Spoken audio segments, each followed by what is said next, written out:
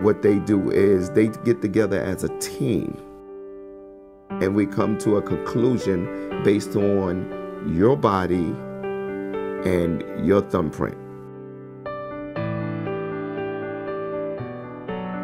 They made sure you had all the information, all the tools that you need. Every visit we came to, we were greeted with a smile. She went through 6 months of chemo, and after about a month or two, we started getting PET scans, and that showed right away that the chemo was working. The tumors were no longer active. About 2 weeks later, Marge telephoned me at home and said, "I've got great news for you. We can treat you."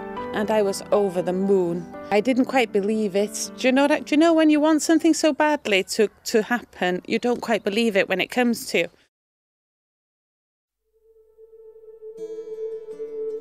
After the ultrasound and the CT scan, that's when the doctor explained to me that I had a mass. There was a major mass on my pancreas, and that became the worst day of my life. I looked in the mirror at myself, and my mind just kept telling me that you're not going to get any better. But you have to listen to your doctor, your oncologist. It's called one step at a time. And they took me down that course. They made sure you had all the information, all the tools that you need. Every visit we came to, we were greeted with a smile.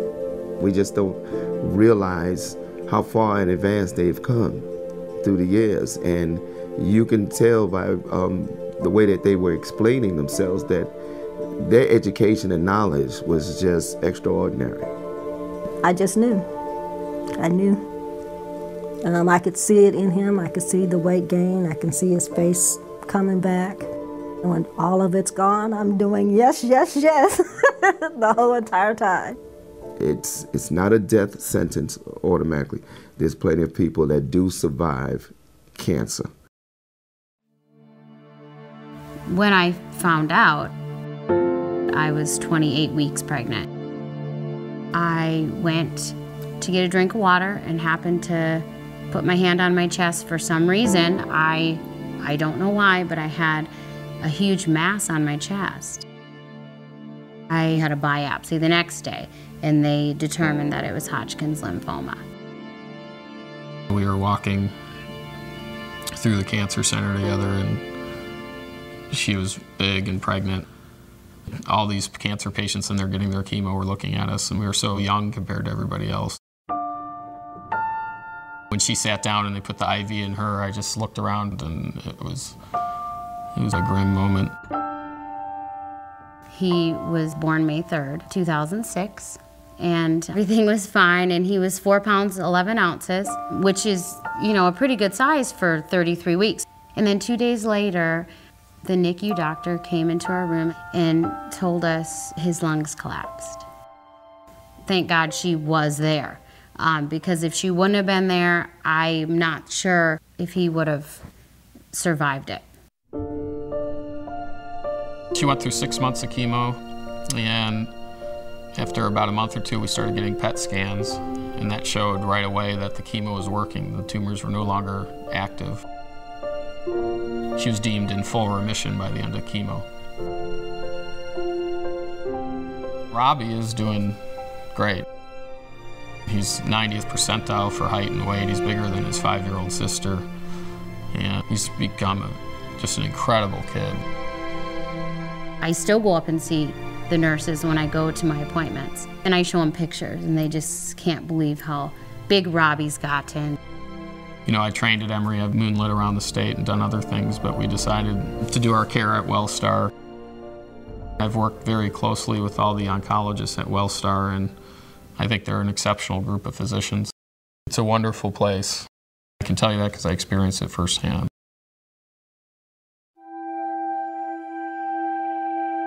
I was first diagnosed with breast cancer in 2003, and I did pretty well, really. For 4 years, I was doing great, and then I started to get a pain in my armpit. It got gradually worse. In between my ribs, on my left-hand side, in my chest wall, there was a 3.5 centimetre tumour. They couldn't give me radiotherapy because I'd had radiotherapy to that breast before, and so it couldn't be radiated twice, and they couldn't operate on it because it was an inoperable tumour.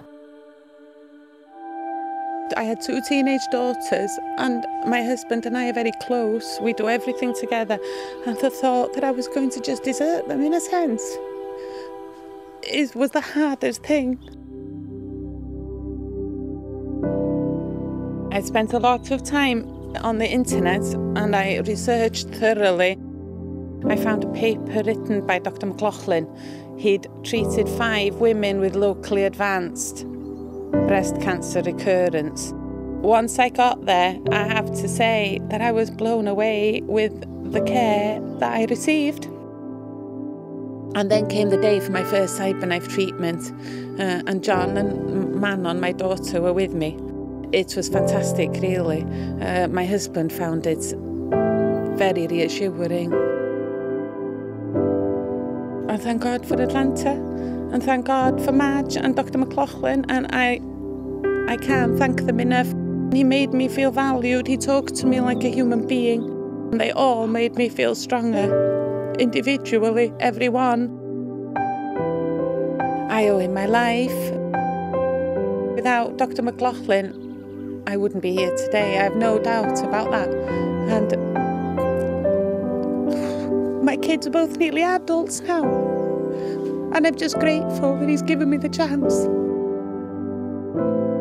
My goal was to survive until my youngest daughter was 18. She'll be 18 in December.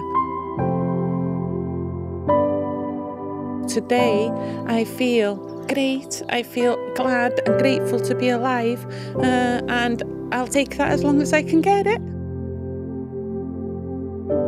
I'm very happy, my kids are happy, and my life is good, and that's all I can ask for.